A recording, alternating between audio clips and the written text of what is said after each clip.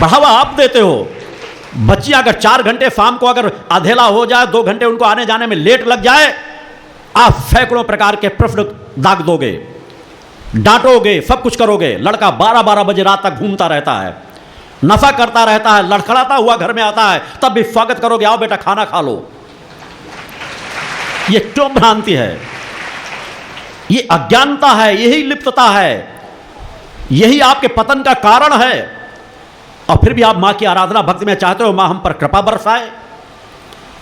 अतः एक व्यवहार रखो।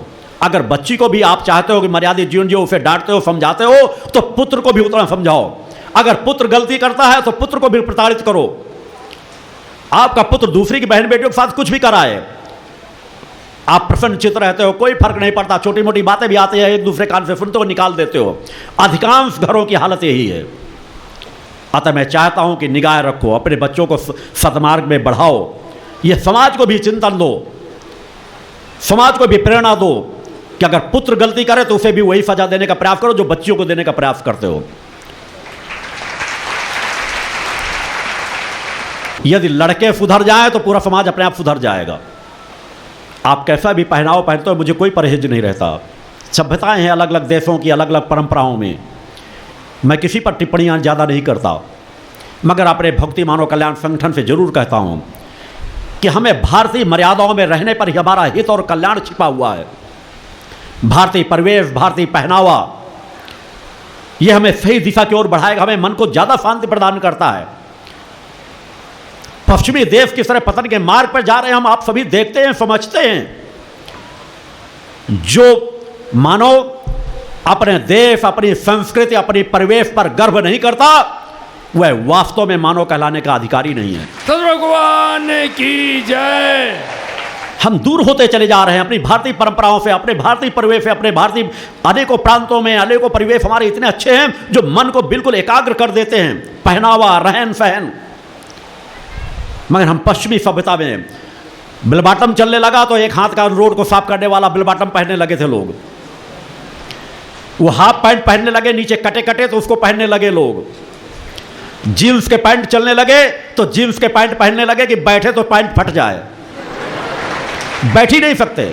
उन पे कहो आसन लगा के बैठ जाए, नहीं बैठ पाएंगे, पैरों को आगे फैला के बैठेंगे। हड्डियों का ढांचा शरीर होता जा रहा है।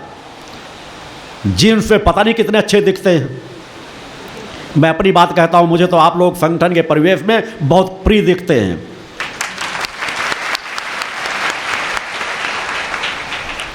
अतः वस्त्रों का मैं दोनों पक्षों से अपेक्षा करता हूं कि वस्त्र हमारे इतने छोटे न होते जाएं। पहनो, पहनावा के लिए मना नहीं है, अच्छे अच्छे वस्त्र पहनो, फैशन के वस्त्र पहनो, मगर फैशन और नग्नता में बहुत बड़ा फर्क है। इस बात का आप लोग ध्यान रखो। हम दूसरों को नहीं टोक सकते, मगर हम अपने जीवन में परिवर्तन ला सकते हैं कि हमें पश्चिमी सभ्यता की ओर नहीं बढ़ना है। हमारी भारतीय परंपरा की महिलाएं तो न मालूम कितने वस्त्र पहनकर हमेशा घर के अंदर रहती थी, मगर फिर भी जीवन गुजारती थी। आप किसकी सभ्यता में कितने नीचे जाओगी?